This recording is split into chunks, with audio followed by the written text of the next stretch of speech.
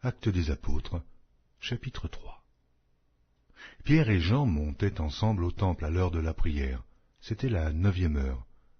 Il y avait un homme boiteux de naissance, qu'on portait et qu'on plaçait tous les jours à la porte du temple, appelé la Belle, pour qu'il demandât l'aumône à ceux qui entraient dans le temple. Cet homme, voyant Pierre et Jean qui allaient y entrer, leur demanda l'aumône. Pierre, de même que Jean, fixa les yeux sur lui et dit « Regarde-nous ».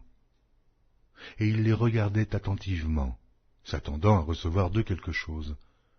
Alors Pierre lui dit « Je n'ai ni argent ni or, mais ce que j'ai, je te le donne. Au nom de Jésus-Christ de Nazareth, lève-toi et marche. » Et le prenant par la main droite, il le fit lever. Au même instant, ses pieds et ses chevilles devinrent fermes. D'un saut, il fut debout, et il se mit à marcher. Il entra avec eux dans le temple marchant, sautant et louant Dieu. Tout le monde le vit marchant et louant Dieu. Il reconnaissait que c'était celui qui était assis à la belle porte du temple pour demander l'aumône. Et ils furent remplis d'étonnement et de surprise au sujet de ce qui lui était arrivé. Comme ils ne quittaient pas Pierre et Jean, tout le peuple étonné accourut vers eux, au portique dit de Salomon. Pierre, voyant cela, dit au peuple, « Hommes israélites, pourquoi vous étonnez-vous de cela? Pourquoi avez-vous les regards fixés sur nous, comme si c'était par notre propre puissance ou par notre piété que nous eussions fait marcher cet homme? Le Dieu d'Abraham, d'Isaac et de Jacob, le Dieu de nos pères, a glorifié son serviteur Jésus, que vous avez livré et renié devant Pilate, qui était d'avis qu'on le relâchât. Vous avez renié le saint et le juste, et vous avez demandé qu'on vous accordât la grâce d'un meurtrier. Vous avez fait mourir le prince de la vie, que Dieu a ressuscité des morts. Nous en sommes témoins. C'est par la foi en son nom que son nom a raffermi celui que vous voyez et connaissez.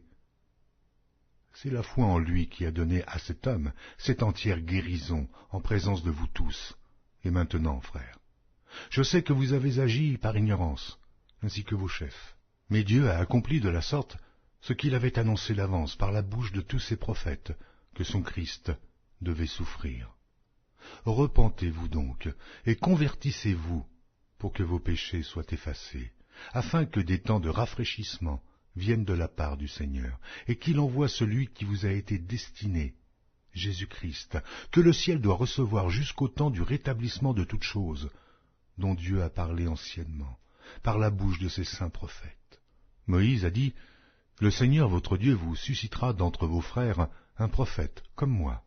Vous l'écouterez dans tout ce qu'il vous dira, et quiconque n'écoutera pas ce prophète sera exterminé du milieu du peuple. » Tous les prophètes qui ont successivement parlé depuis Samuel ont aussi annoncé ces jours-là.